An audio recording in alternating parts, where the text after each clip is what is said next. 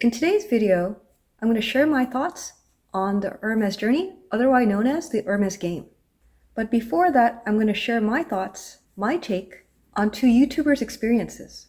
One being Mel or Purseonfleek's Hermes Made Me Cry video. After that, I'll show you what I learned from Connor when he received the cease and desist letter.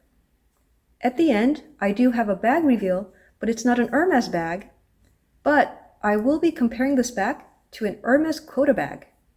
I think they'll still be pretty fun. So before we get started, remember to like, subscribe, and leave a comment. So I remember when Mel's video came out, and of course I watched it immediately.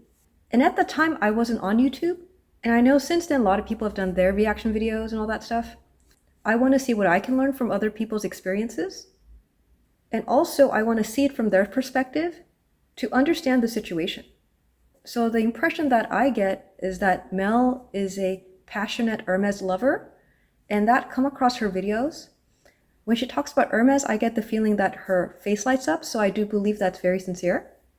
What I got out of the video is that Mel is a busy mom, the Hermes store is not near her. Because she's not able to go to the store, she wanted to create that rapport through email, and the email is pretty lengthy. In my personal experience, I find that essays are more responsive when you're in the store and you're face to face. And often, even when I'm texting my essay, I keep things really short because I don't believe people remember more than maybe the top 3 items on a list. So if I'm reaching out to an essay, I'll give them like my top 1 or 2 items.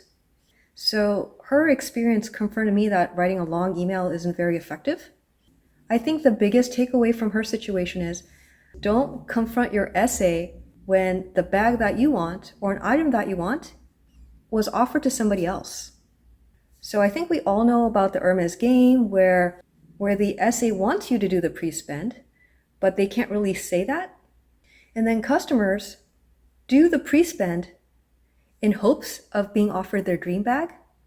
But the tricky thing is there is no official policy where spending $10,000 as a pre-spend so that you be offered your $10,000 dream bag is a rule.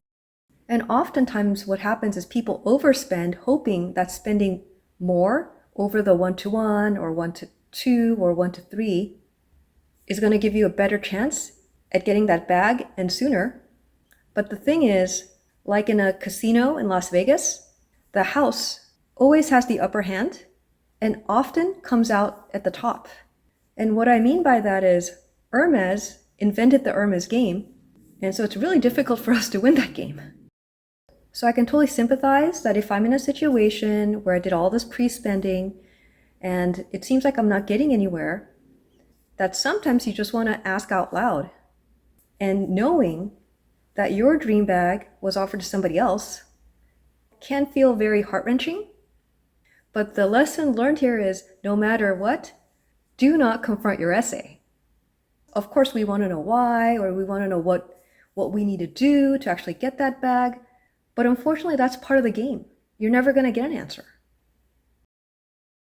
So I'm actually glad that she won't be buying from the store anymore, and she'll just buy the bag on the resale market. Because frankly, I don't think it's worth it to try to buy at the store if you're doing all this pre-spending and your essay isn't really doing anything to help you get a bag. So next up, I want to talk to you guys about what I learned from Connor's experience. So Connor was at the Hermes store and the essay out of the blue offered him a bag in a rare color, and he decided to purchase it. And when he purchased it, he thought he probably wouldn't use it, but he decided to buy it anyway. And I do understand that urge. There are times when I'm browsing on the website and I see a hard to get item pop up. A few weeks ago, I saw a pink Pegasus pop up. And although right now I'm not in a market for a Pegasus, there was a part of me that thought, holy cow, this is so hard to get. I should order this because who knows when this will be on the website again. And in 2 seconds, I had to stop myself because I don't have an Hermes bag to tie that thing to. But I do understand that when a rare item shows up, there's a part of my brain that goes, wait a minute, I think I need to get this. So I do understand why he bought the bag. What happened in his situation is he posted that bag up for sale on Facebook, which is public. So a lot of people can see that he was the one that's selling the bag. So as an inquisitive person, I went to the Hermes website to read through their terms and conditions of their sale. So it basically says the website is intended for customers looking to purchase products for personal use. Purchasing products intended for commercial resale is strictly prohibited. So whether you buy from the website or from their store, this is their condition of sale. So there's two things I learned from this situation. The first thing is if I know that the bag that's offered isn't the size, the color, shape that I would use, then don't buy the bag. To be fair, there are times that I've purchased a bag and at that time I was 2000% sure that this bag would be part of my forever collection. And then a month or two rolls by and I'm realizing I don't reach for it because it's not the right size, it's not the right color, it's not the right whatever. So in the event that the bag doesn't work out, it leads me to lesson number 2, which is don't sell your Hermes bag out in the public. So what I mean by that is you can sell it to Fashion File, Rebag, Yugi's Closet, you can go consign it at the Real. And when you do that, nobody's going to know it's your bag. But if you're selling it through like your Instagram, Facebook, eBay, it's pretty easy to figure out who you are. Then I don't think that's a good idea. So those are the lessons I learned. So next, I'm going to share you guys my thoughts on the Hermes journey. All right, so where do we start? So we all know that when we go to Hermes, they're going to tell us, oh, we don't have any bags in the back. We have no idea when we're going to get them. And so that's expected. So I've heard that a few years back, if you do one-to-one spending, meaning if the bag that you want is $10,000 and you spend $10,000 on other items, that after some time, 6 months, a year or more, that you will be offered a quota bag. Lately, I heard that the pre-spend is like 1 to 2, and I've heard some people do 1 to 3. It's getting pretty crazy out there. And then what I've heard is that, oh, the pre-spend on leather goods don't count towards the pre-spend. And if you buy like fine jewelry, then the SA loves that stuff, and you'll have a better chance at getting your offer. So basically my thoughts on all this is, again, Hermes invented the game, and I don't think there's any way to outsmart them, outmaneuver them. If your SA is gonna offer you a bag, she will. We'll never figure out the reasons for that. Maybe the stars and the moons have to line up in order for the Hermes gods to bestow upon a bag for you. I don't know. And I think we'll never figure out that magical formula, right? Do we send our husbands in there to get us the bag? You know, is it a particular season we have to go? Do we want a newer SA who doesn't have that many clients? Or do we want a seasoned SA who knows how to pull the strings? We will never be able to figure this out. So for a person like me who works in the computer science field, so my world is very binary, which is black or white, not really gray.